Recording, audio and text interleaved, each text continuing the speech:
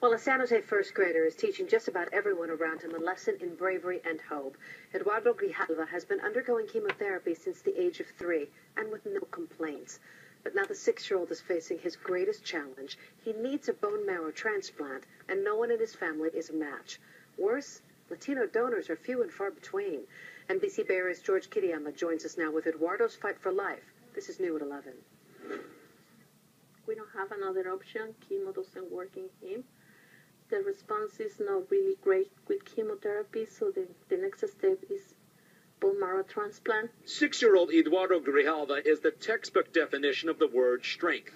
At age 3, he was diagnosed with lymphoma, and then 3.5 years later, he defeated it. We won the battle. But just last month, Ana Contreras noticed something was not quite right with her son.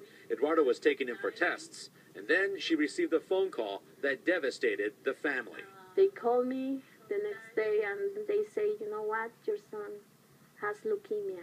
The family was told the leukemia in Eduardo's body is very aggressive, and the only way Eduardo can survive is through a bone marrow transplant.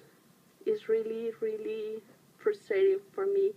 There's nothing that I can do by my hands or by myself to do with my son. Eduardo knows what's going on with his body. His mother says he never complains and is amazed by how calm and how strong he has been, battling first lymphoma and now leukemia.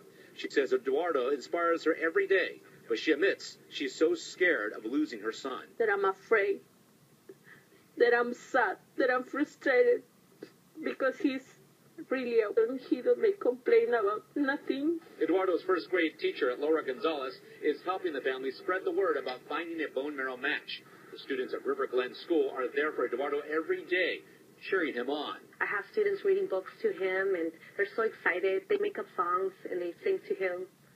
So it's exciting to see these 6-year-olds understanding and being so compassionate. Eduardo's family knows about how challenging it is to find a bone marrow match.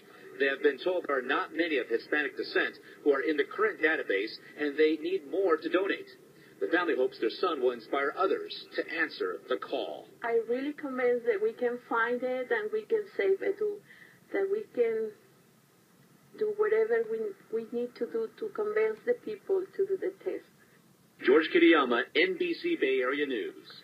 Now, all it takes to do that test and to register as a bone marrow donor is just a simple cheek swab. You can find information